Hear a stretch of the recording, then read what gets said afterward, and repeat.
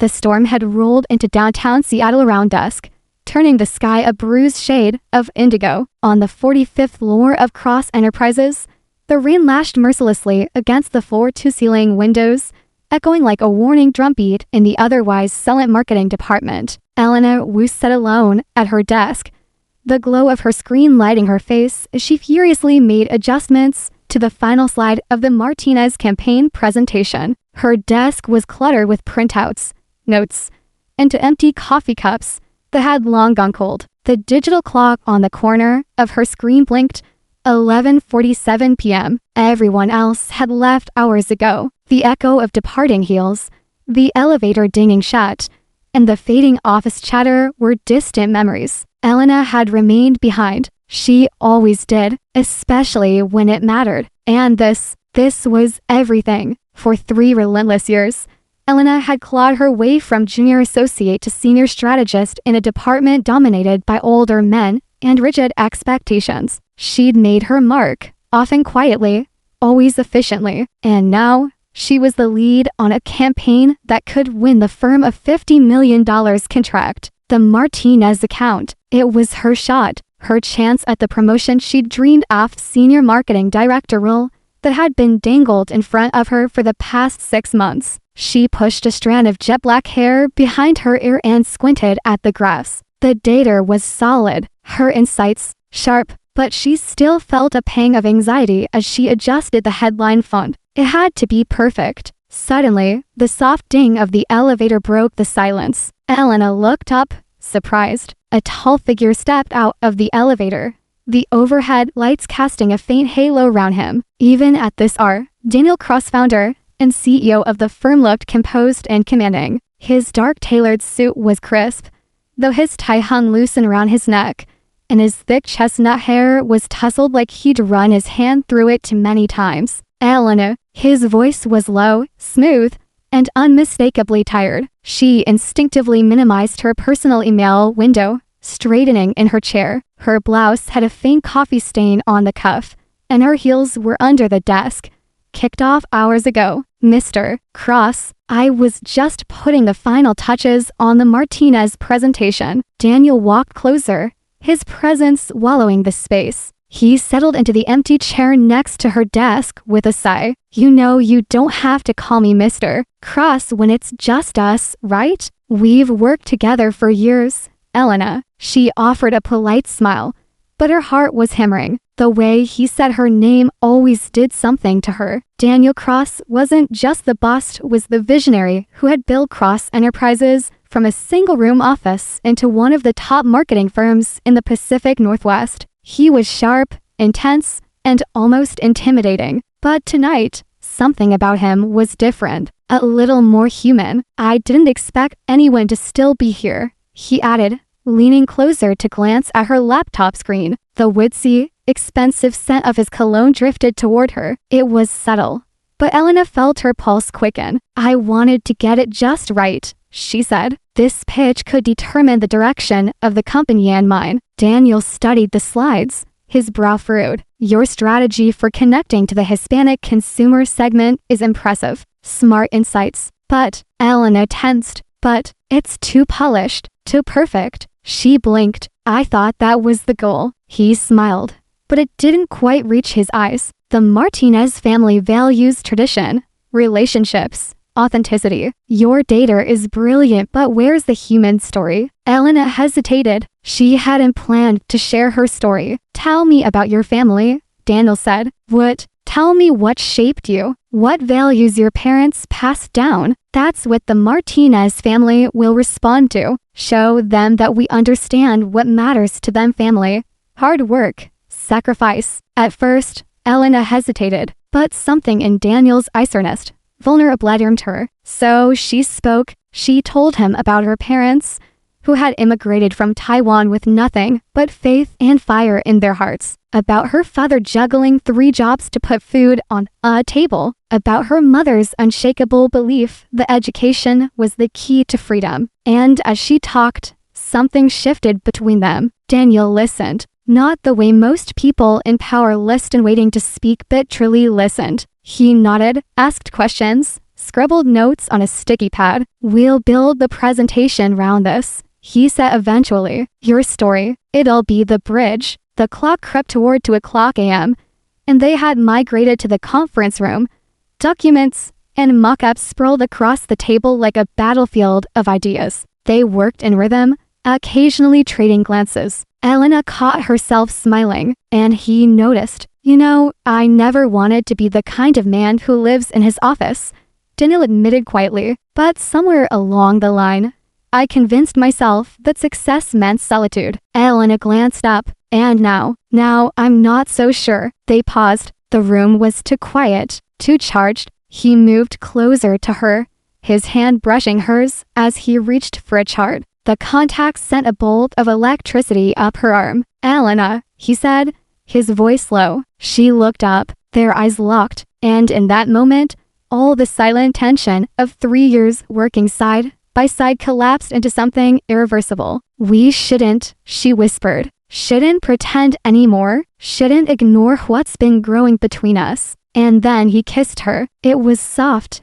hesitant, a question, a plea. She could have pulled away, should have. But instead, she leaned in, years of longing catching fire. Her fingers tangled in his shirt, his arms wrapped around her. The kiss deepened, full of restrained hunger and unspoken truth. But when they broke apart, gasping, Elena stumbled back. "Oh God," she whispered. "What have we done?" Daniel tried to reach for her again. "Elena," she was already backing away, grabbing her things, avoiding his gaze. "This is a mistake. I need to go." She fled into the hallway and pressed the elevator button. Her hands trembled. Her thoughts raced. Daniel caught up just as the doors slid open. "Please wait. Let's talk."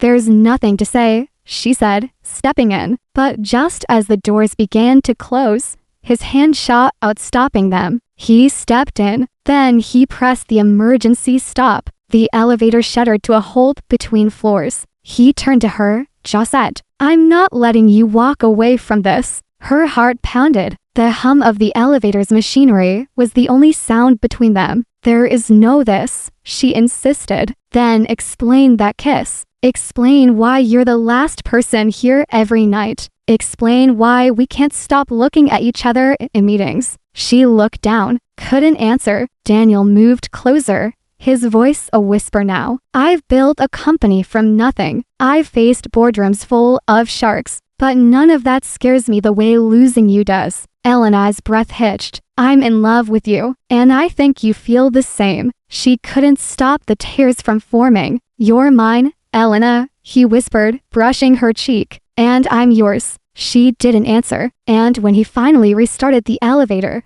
they rode the rest of the way in silence to people suspended between the safety of success and the danger of love. The sun had barely crested over the Seattle skyline when Eleanor Wu stepped into the Revers Global lobby. Her sleek navy suit hugged her form professionally, a subtle armor for what she anticipated would be one of the most difficult days of her career. Her heels echoed like a metronome of defiance against the marble floors.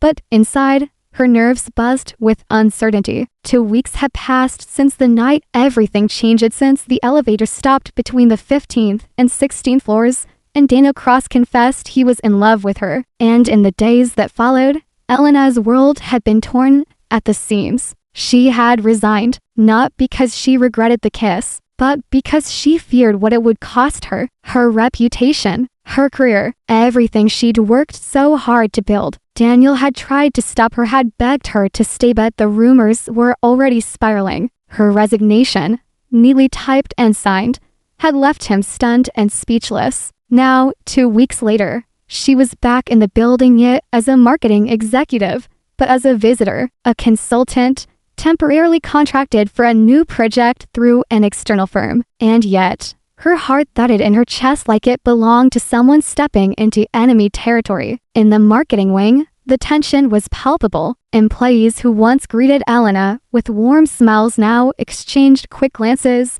and hushed whispers. She didn't need to hear the gossip. She could feel it pricking her skin like cold needles. The story had made its rounds. the ambitious executive who got too close to the CEO, the woman who used her charm to climb the ladder, never mind her 3 years of groundbreaking strategy, her leadership in winning the Rodriguez and Martinez accounts, or the sleepless nights preparing boardroom victories. It was the kiss that defined her now. And then there was Veronica Blake. Tall, blonde, effortlessly poised. Veronica was Daniel's executive assistant and, for years, a quiet force in the office. She'd always kept to herself.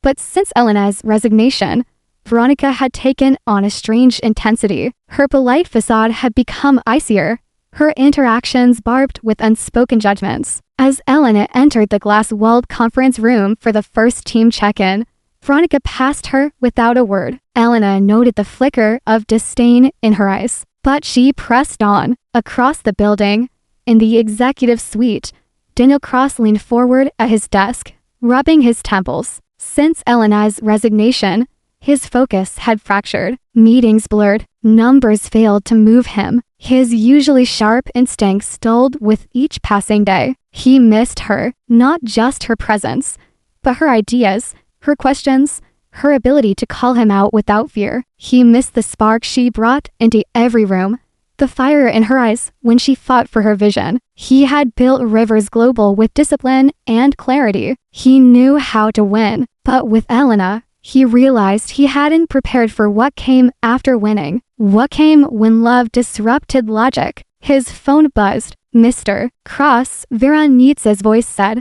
"Miss Wu has arrived. She's in conference room B." For a moment, Daniel hesitated. She was back. He hadn't seen her since she left, but now she was here and he wouldn't let her go without saying what needed to be said. Back in conference room B, Elena clicked through slides for a new campaign she'd been contracted to advise on. She tried to focus on the visuals, the analytics, tried to ignore the tension among her former colleagues. But the room grew still as Daniel entered. All eyes turned. "Miss Wu," he said, his voice even. "May I speak with you privately?" Elena swallowed hard. The room's temperature seemed to drop. "Of course," she replied, rising. In the corridor, the silence stretched between them. "Why are you really here?" Daniel asked, his expression unreadable. Elena didn't answer right away. She looked down the hall where familiar portraits of corporate milestones lined the wall. "Because I have something to prove," she finally said. "That I can stand on my own. That I earned everything I've achieved. That one kiss doesn't erase 3 years of work." Daniel's jaw clenched. "No one ever doubted your talent. Maybe not you," Eleanor said quietly, "but others have. They always will." He stepped closer. "Then let me stand with you. Let me fight beside you." Elena looked away. "You're the CEO. I'm the woman who resigned after one night. Standing with me would only prove their gossip right." His voice dropped. "Then let me help prove them wrong." Days passed. The rumors faded, replaced by other office drama. But something shifted. Elena's presence brought stability to the campaign, and Daniel made sure to credit her in every leadership meeting. The board took notice. Clients re-engaged, and slowly the tide began to turn. But the biggest blow hadn't yet come. One afternoon, Daniel received a confidential memo. Veronica Blake, who had long managed executive communications, had been caught leaking internal memos to competitors, and Wersish had fabricated email threads between Daniel and Elena to support the narrative of impropriety. The board was livid. Elena was cleared immediately. Daniel demanded Veronique's resignation, but the damage lingered. Even as Elena's name was vindicated, the emotional toll of the ordeal weighed heavily. She had fought hard to build her credibility back, and even harder to resist the gravitational pull of Daniel's affections, until the night of the gala, an invitation arrived handwritten by Daniel himself. "Elena Wu, come see what integrity looks like when love refuses to hide." Elena hesitated at the door of the ballroom that night, but when she stepped inside, she was greeted not by whispers or pity but by applause. Daniel stood at the podium. "This company thrives because of leaders like Elena Wu, and I'm here tonight to say that no matter what anyone has whispered, she didn't fall into success earned it." He raised his glass to those brave enough to walk away and brave enough to return. The crowd lifted their glasses. Elena's eyes met his, and in that moment, she realized maybe leaving hadn't been an end. Maybe it was the beginning of something far more courageous. The bus was silent except for the whisper of rain pattering against the windshield. A scent of wet asphalt and worn leather filled the narrow aisle. Carmen Vega, hands steady on the wheel, shifted her gaze briefly to the rearview mirror. Most passengers were asleep, lulled by the hum of the road and the rhythmic tapping of rain. But not Nathaniel Hale. He sat 2 rows behind her, silhouetted by the dim overhead lights, eyes locked out the window, but seeing nothing. His phone buzzed on his lap, lighting up with messages he no longer had the energy to answer. Once, his name was synonymous with power and luxury. Now, he was hair on a greyhound. No entourage, no destination he cared to speak of. Carmen glanced at him again, this time for longer. The city boy was still in that tailored coat, collar pop like he was shielding himself from more than the rain. She sighed. Next stop's Bakersfield, she said, her voice steady through the intercom. Nathaniel didn't react. The bus pulled off the interstate onto a quieter highway. The storm was worsening. Thunder growled like a warning. Carmen's jaw tensed. She'd driven through worse, but something about tonight made her uneasy. Then, a flash of movement there, maybe, and a shriek of brakes. The bus skidded, tires slipping on the soaked pavement. Passengers jolted awake with gasps. A child cried. Carmen gripped the wheel, studying the massive vehicle with practiced skill. They came to a stop by a muddy embankment. No one was hurt, but nerves were frayed. She turned in her seat. "Everyone okay?" she called. Murmurs of affirmation followed. But Nathaniel was already on his feet, coat soaked from when the door had briefly opened. "You all right?" Carmen asked, not expecting an answer. He surprised her. "Yeah," he said. Then, after a pause, "That was good driving." They waited in the dark for a maintenance crew. The passengers made the best of it, playing cards, telling stories, eating snacks from their bags. Carmen walked the aisle, checking on them. When she reached Nathaniel, he was scribbling something in a leather notebook. "What's that?" she asked. "Notes," he replied. "Ideas, business stuff. You on vacation or running?" He raised an eyebrow. "People like you don't end up on my bus unless they're running from something," she said. Nathaniel smirked. "People like me, rich, polished, lost." He laughed. He really laughed, and the sound startled both of them. "I guess, maybe I am." The hours dragged. Outside, the storm raged on. Inside, Carmen made coffee from the emergency stash. She offered him a cup. Their fingers brushed. "You know," he said softly, "this bus might be the calmest place I've been in months." She looked at him, eyebrows raised. "That's a first." "I had everything once," he said. "Penthouse, private jet, investors lining up, but I never slept well. Too many knives hidden in handshakes. Sounds exhausting." "It was," he sipped. "Then one day I realized no one really saw me. They saw the idea of me, not the man." Her eyes softened. "What do you want to be seen as now?" "I don't know yet," he said. "But when we swerved back there, when everything could have gone wrong, it reminded me that life's short. I want it to mean something." Carmen leaned back. Her own story was buried under the layers of duty and survival. Her father's stroke had ended college dreams. She drove buses to pay the bills, to care for her younger sister Rosa, to stay afloat. "I get that," she murmured. "I've been waiting for life to begin again too." They sat in silence, sipping coffee, watching as dawn crept over the horizon. The storm eased. The crew arrived, but something in that stalled moment between two strangers and a broken-down bush had shifted. Fire had sparked through rain, and neither would ever be the same. The weeks following the road incident were a whirlwind of recovery, discovery, and unspoken emotions. Nathaniel Hale found himself confined not in a hospital,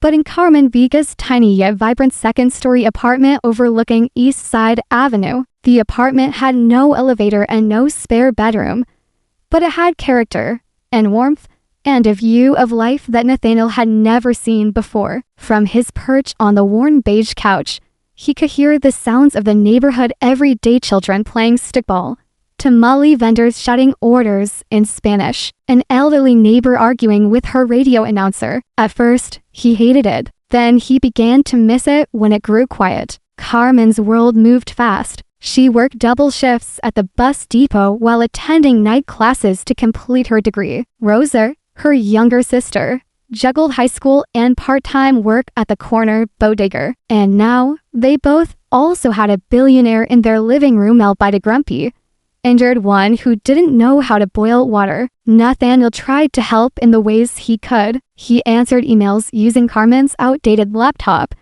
attempted to contribute rent she refused, and occasionally gave marketing advice to a local taco stand from the fire escape. But more than anything, he listened, and he learned. He learned how Carmen took her coffee black to sugar sand, that she hummed old rancheras when doing dishes. He learned that Rosa loved drawing fashion designs on the back of her school worksheets and wanted to study design in Paris someday. He learned that not all success was measured in IPOs or Forbes features. Sometimes, success was keeping your sister fed and focused. One night, during a thunderstorm that shut down the entire city grid, the three of them sat in candlelight eating instant noodles. "Remember when the power went out last summer?" Rosa asked. "We made s'mores over a candle. I nearly set the curtains on fire," Carmen muttered. Nathaniel smiled, his leg in a cast propped on the coffee table. "You know, I once flew to Geneva for a meeting and the power went out in our 5-star hotel. We all panicked, like actual panic, as if electricity was air." Carmen chuckled. "You rich folks are too soft." "Maybe," he agreed, "but soft things learn to adapt when they're dropped into your world." She gave him a long look then, and he held it. The changes came slowly. Nathaniel traded his designer shirts for Carmen's brother's old t-shirts. He learned to cook basic meals from YouTube tutorials. He fixed the leaking faucet with instructions from the downstairs mechanic. And more importantly, he started to rewire himself from CEO to human. Meanwhile, Carmen found herself watching Nathaniel differently, not as the arrogant tycoon she'd first met, nor the helpless man she'd cared for out of obligation, but as someone learning, earnestly and humbly. She admired that, respected it, perhaps even liked it. But walls built over years don't crumble overnight. One morning, as she readied for work, she caught Nathaniel scrolling through news headlines on her laptop. "Hale Corp stocks plunge amidst CEO absence," he read aloud. "Looks like the world misses me." Carmen leaned on the doorframe. "Do you miss it?" He looked at her serious, thoughtful. "I miss knowing who I am in that world. Out here, I'm still figuring that out." "Maybe that's the point," she said. "To get lost and find a better version." He didn't respond immediately. Instead, he reached for a notepad. "Carmen," he said, "what if I told you I've been drafting an idea for a housing project?" She crossed her arms. "I'd say you've been using my grocery notepad for corporate scribbles." They both laughed. Lightning struck again. Metaphorically, one Sunday afternoon, Carmen had just come back from a long shift and was surprised to find Rosa crying silently in their shared bedroom. She was holding a crumpled envelope. "They rejected me," Rosa whispered. "The Paris program said I didn't have enough experience." Nathaniel, who had just returned from a checkup, overheard. He approached cautiously, leaning on his cane. "Let me see the letter." Carmen hesitated, but Rosa handed it over. He read it twice. "This is crap. It's reality," Rosa mumbled. "No," he said, with new fire. "It's bureaucracy and fear. They're blind to talent." Carmen eyed him. "So what now?" Nathaniel stood taller than he had in weeks. "Now we go round the system." "Rosa, how would you feel about an internship with one of the top design firms in LA?" "What?" Rosa blinked. "I know a woman head designer at Alar. Owes me a favor. I'll call her tomorrow." "But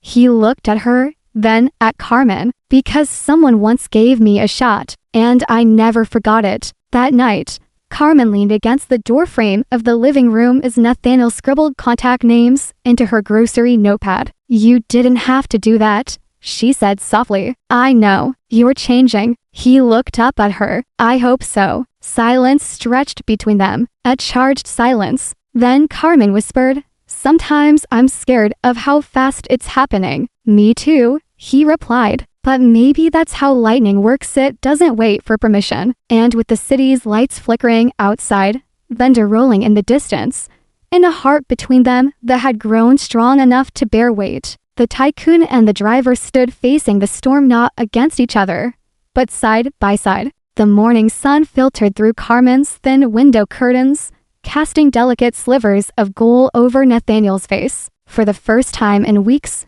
he looked peaceful, less like a fallen executive and more like a man emerging from a long sleep. Carmen stood in the kitchen, her fingers wrapped around a chipped mug of coffee, watching him through the doorway. He was smiling in his sleep, a soft, dreamy smile. She wondered what world he was visiting in that moment, a world without pressure, without headlines, without billion-dollar expectations. Her phone buzzed, a reminder, depot meeting 10 a.m. With a groan, she grabbed her bag, kissed Rosa goodbye, and slipped out the door. But the image of Nathaniel lingered with her all morning like perfume on her skin. At the depot, the buzz was different. Carmen's supervisor, Henry, called her into the back office. "We've got a new route assignment for you," he said, handing her a clipboard. Carmen raised an eyebrow. "Route 17? Yeah, you're covering for Miguel while he recovers. Long distance.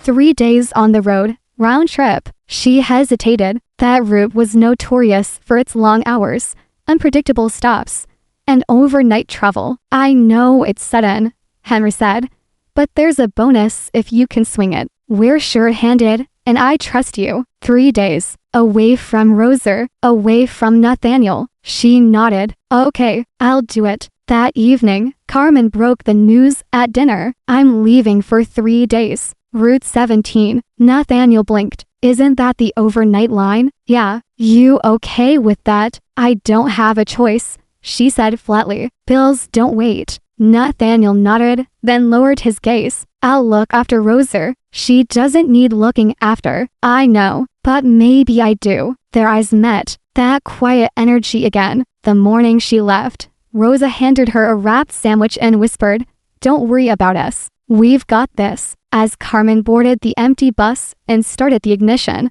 she felt a strange lump in her throat. Her hands tightened on the steering wheel. "What am I so afraid of?" Back at the apartment, Nathaniel tried to act normal. He made breakfast, helped Rosa study, and even tried his hand at vacuuming. But without Carmen, the apartment felt hollow. He tried to write emails, tried to reconnect with his board, but something kept pulling him back to the window. The thought of Carmen driving through distant towns, chasing her paycheck through tired roads. It hit him then. He didn't want her just as a chapter in his healing story. He wanted her in every chapter. 2 days later, disaster struck. Rosa received a call. It was the depot. Carmen's bus had gone off-road near Mendocino. No serious injuries reported, but the line was down and passengers were being rerouted. Carmen was safe, but stranded. Rosa called Nathaniel, her voice shaky. "She's okay, but she's stuck." He didn't hesitate.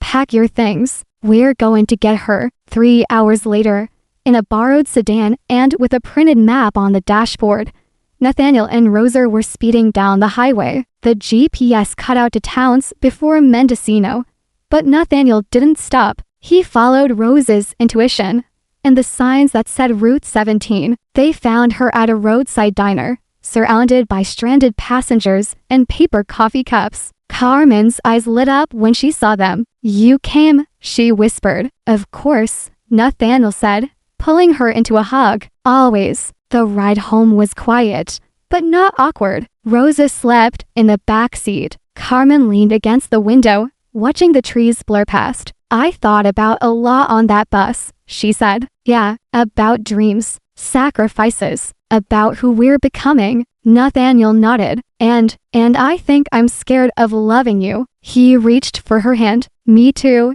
he said, "but maybe that's how you know it's real." Back at the apartment, Carmen found a note taped to her bedroom door. "From Rosa, you to belong together. Stop being idiots." Inside her room, Carmen smiled. And somewhere in the city, the sound of distant thunder rolled through the sky. Just like before, the streets of San Alameda shimmered under the golden hues of late afternoon, casting long shadows that danced between buildings. Carmen watched from the rooftop of their apartment, seated cross-legged beside Roser, who had taken up the habit of sketching sunsets. "What do you think it means?" Roser asked, without looking up. "What does what mean?" Carmen replied. "When something you're scared of starts feeling like the thing you want most." Carmen didn't answer immediately. Her mind was still replaying the moments in the cart diner rescue, the way Nathaniel had held her like she was something irreplaceable. "It means it's worth risking everything," she finally said. Back inside, Nathaniel was making pasta, a ridiculous amount of it. Flour dusted the counter like a thin snowstorm. He'd looked up a video on making fresh noodles. It wasn't going well. Carmen stepped into the kitchen and crossed her arms. "What is this?" He turned, wearing an apron that read "Kiss the Cook," dinner, or some approximation of it. Carmen tried not to smile. "That's a lot of flour. I wanted to thank you for not giving up on me, and maybe impress you." "You already impress me,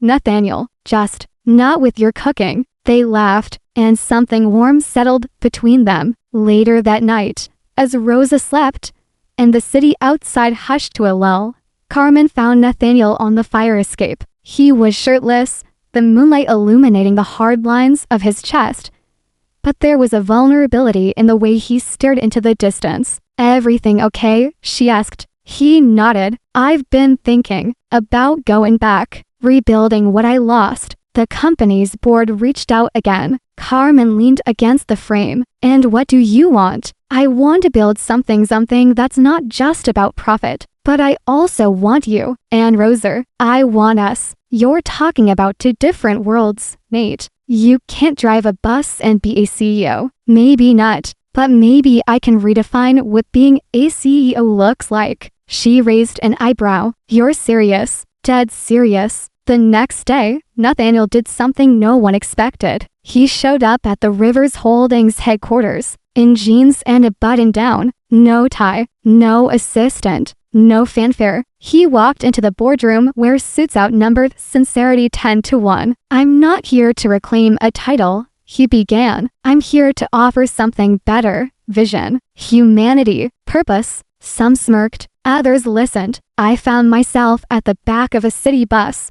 next to a woman who knew more about people than any merger ever taught me. She reminded me that a business without a heart is just machinery, and I refuse to run a machine anymore. Silence, then a single clap, then another. Back home, Carmen paced. Roser was at school. The apartment felt too still. When Nathaniel returned, his face gave nothing away. "Well," she asked. He grinned. "They didn't throw me out. That's a start. They asked me to present a proposal for a new community partnership division, one where we reinvest profits into infrastructure, local business support, transport initiatives." "You mean buses?" she teased. He smiled. "Among other things." A week later, Carmen was offered a new route, a promotional line sponsored by Rivers Holdings. It ran between underserved neighborhoods and the new community center Nathaniel's initiative had helped fund. It wasn't just a job anymore. It was a mission. On a late autumn afternoon,